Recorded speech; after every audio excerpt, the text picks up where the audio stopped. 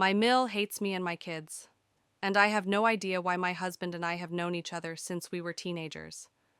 Life took us different directions for a while, but we reconnected 3 years ago, and it was like no time had passed. When I met him again, his mom was living with him. I didn't think anything of it. It wasn't like he was living with her. He wasn't a mama's boy. He disagreed with her often, but always stayed respectful to keep the peace. About 3 months into us dating, they got into a fight.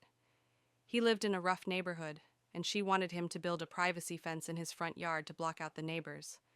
It wasn't even allowed by the city. He refused, called it ridiculous, and she blew up, packed her things, and moved out. And the next day, they were fine again.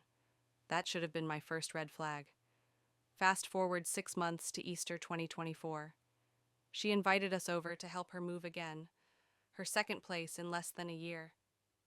She had made Easter baskets for all her grandkids and wanted to give one to my stepdaughter, who was 5 at the time.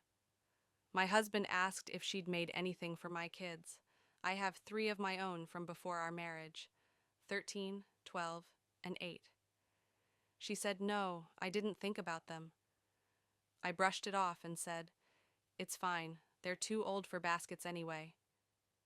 She insisted on making them one, and said she'd make extras for the other grandkids later. I didn't think much of it, but apparently she did. When she moved again, she asked to store some of her things in our garage. I agreed, gave her 6 months to come get them. But those 6 months turned into 8. Every time we asked, she had an excuse. The dog, the distance, snakes, spiders. You name it, she hated it.